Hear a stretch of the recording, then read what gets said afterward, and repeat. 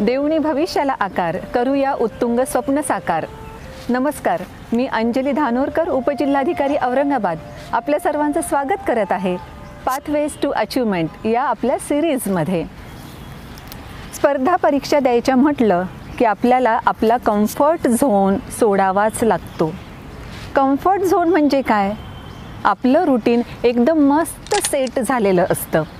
सकाळी उठल्यानंतर काय करायचं आहे, दिवसभरामध्ये काय काय करायचं आहे, हे सगळंच्या सगळं ठरलेलं असतं आणि प्रत्येकच दिवस आपला ठरल्याप्रमाणेच जात असतो. अशाच रीतीनं आपले कित्येक महिने, कित्येक वर्ष असे ठरल्याप्रमाणेच जातात.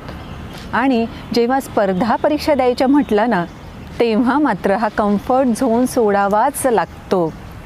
पूर्वी फारसा अभ्यास केला नसेल जरी ना, तरी आता मात्र खूप अभ्यास करावा लागतो. भरपूर सारी माहिती घ्यावी लागते. क्वेश्चन पेपर्स कुठे कुठे मिळू शकतील ते सगळं बघावं लागतं. आणि इतकंच नाही तर आपला एक छानसा ग्रुप जर तयार झालेला असेल तर त्या ग्रुपमध्ये मिक्सअपसुद्धा व्हावं लागतं. आणि असा कम्फर्ट झोन सोडायचा म्हटलं की जशी रेल्वे ट्रॅक बदलताना खडखडते ना, तसं आपल्या आयुष्यामध्ये सुद्धा एकदम खडखड झाल्याचं आपल्याला जाणवतं. आणि मग बरेचदा असं होतं की नको तो कम्फर्ट झोन सोडायला. त्याच्यापेक्षा आपलं आयुष्य जसं चाललं आहे ना, तसंच अगदी उत्तम चाललं आहे असं खूप वाटायला लागतं. पण माहीत आहे का, जर आपल्याला काही अचीव करायचं असेल तर हा कम्फर्ट झोन सोडायलाच पाहिजे. अगोदर आपल्याला जाणून घ्यावं लागेल की मुळातच कम्फर्ट झोन सोडण्याची आपल्याला भीती का वाटते. मुख्यतः 3 प्रकार असे असतात की ज्या कारणांसाठी आपल्याला कम्फर्ट झोनमधून बाहेर पडावंसं वाटतच नाही. सगळ्यात पहिली भीती कशाची असते माहीत आहे? अज्ञाताची भीती. म्हणजे उदाहरण बघूया की एखादा कोणीतरी गावातला मनुष्य आहे आणि त्याला अचानकच कुठेतरी फॉरेनला जाण्याची संधी मिळाली आहे. आता त्याला अज्ञाताची भीती वाटायला लागते की नेमकं फॉरेनमध्ये कसं जायचं.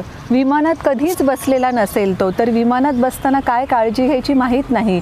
विमान व्यवस्थित उडेल का, विमानात काही प्रॉब्लेम आला तर काय करायचं, वगैरे वगैरे वगैरे काहीही त्याला माहीत नसतं. आणि मग बरेचदा असं होतं की नको नको, आपलं गावच बरं, ती फॉरेनची संधी नाही मिळाली तरी चालतं. बरेच उदाहरणं असेही दिसतात ना आपल्याला की बिझनेस करावासा वाटतो खरा, पण त्याच्यामध्ये रिस्क असते. नेमकं काय काय तिथे असणार आहे हे माहीत नसतं. म्हणजे अज्ञाताची भीती जे मी म्हटलं ना, तेच काहीसं. आणि म्हणून मग मॅक्सिमम जण काय करतात, नको तो बिझनेस, त्याच्यापेक्षा नोकरी बरी. आणि जर ती सरकारी मिळाली तर अधिक उत्तम, कारण महिन्याला पगार ठरलेला मिळणारच याची पूर्ण खात्री असते. पण अशी अज्ञाताची भीती जे स्पर्धा परीक्षा देत आहेत त्यांनी बाळगून अजिबात चालणार नाही. कारण जर त्यांना कोणती तरी पोस्ट मिळवायची आहे आणि त्या पोस्टच्या संदर्भातले सगळे कर्तव्य, जबाबदाऱ्या पार पाडायच्या आहेत, तर ही अज्ञाताची भीती ठेवून चालेल का? अजिबातच नाही. म्हणून आत्ताच या अज्ञातापासून आपल्याला भिवून पळण्याच्या ऐवजी त्याला सामोरं जायचं असेल तर काय करता येईल माहीत आहे? नेहमीच आपण जे आपल्याला एरवी रुचत नाही, आवडत नाही, तशा गोष्टी करायला लागायच्या. ज्या रस्त्यावरून सहसा आपण जात नाही त्या रस्त्यावरून जायला लागायचं.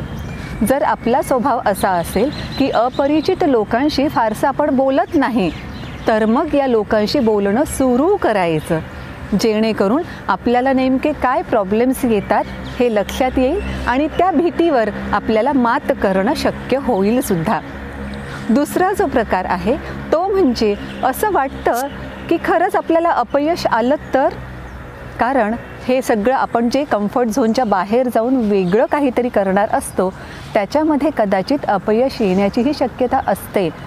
जसं आता तुम्ही स्पर्धा परीक्षा देत आहात, लाखो स्पर्धक बसतात, तेव्हा 2 आकडी अशांचं सिलेक्शन होत असतं.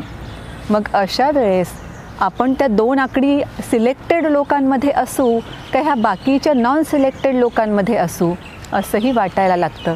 जर अपयश आलं तर आईवडिलांना काय सांगायचं, कुटुंबियांना काय सांगायचं, नातेवाईकांना, आपल्या मित्रांना काय सांगायचं, हाही प्रश्न भेडसावायला लागतो. आणि मग कधी असं बरेच जणांना वाटतं की स्पर्धा परीक्षांच्या ऐवजी दुसरं काहीतरी सोपं नाही का करता येणार. पण जे स्पर्धा परीक्षा देऊ इच्छितात त्यांना पुन्हा एकदा मी सांगू इच्छिते, जर आपण म्हणतो लहानपणापासून की अपयश ही यशाची पहिली पायरी आहे, तर ते इथे सुद्धा लागू पडतं ना. ठीक आहे, अपयश येईल कदाचित पहिल्या दुसऱ्या वेळेस, पण तरीसुद्धा त्याच अपयशातून आपण काहीतरी शिकलेलो असू आणि अपयशावर मात करणंसुद्धा आपल्याला जमणारच आहे.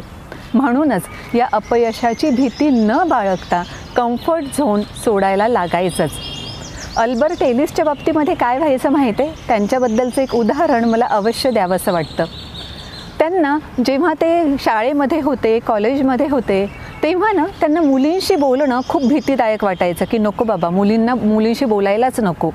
जेव्हा त्यांच्या लक्षात आलं की आपल्याला मुलींशी बोलण्यामध्ये भीती वाटते आणि भीती कोणतीच असून उपयोगाची नाही ना, मग त्यांनीच काय सुरू केलं की मुद्दाम होऊन ते मुलीशी ओळख काढायचे, तिच्याशी बोलायला लागायचे.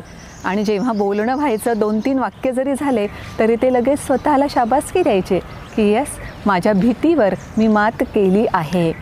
म्हणूनच अपयश जरी आलं, क्वचित एखाद्या वेळेस येईलही, पण त्याबद्दल पण काहीही काळजी न करता त्यावर मात कशी करायची हे जर आपण व्यवस्थितरित्या शिकू शकलो तर कम्फर्ट झोनमधून बाहेर पडणं आपल्याला अगदी सहज शक्य होईल.